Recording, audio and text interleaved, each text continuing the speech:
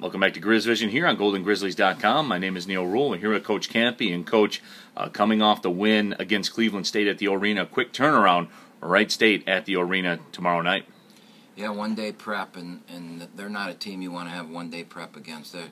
They run a lot of really good stuff. I think Billy's one of the best coaches that we see every year, and he does a tremendous job in prep himself. Unfortunately, they only have a one-day prep, too, because they had Detroit last night. So the two teams going at each other on one-day prep.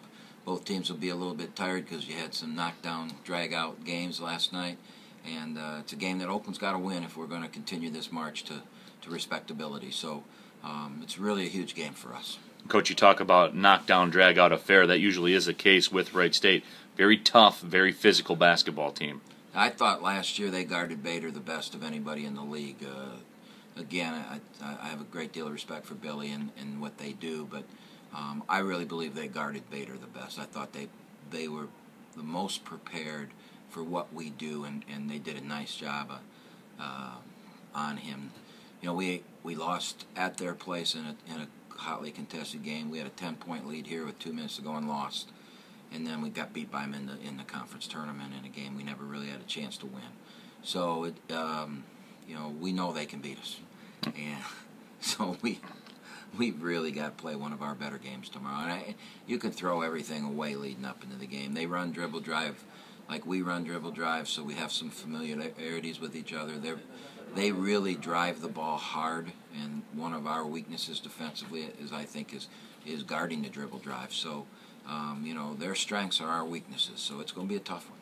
Coach, what do you guys have to do when that's a situation? You talk about bad matchups, I guess, is the term. What do you guys have to do as a coaching staff to combat that?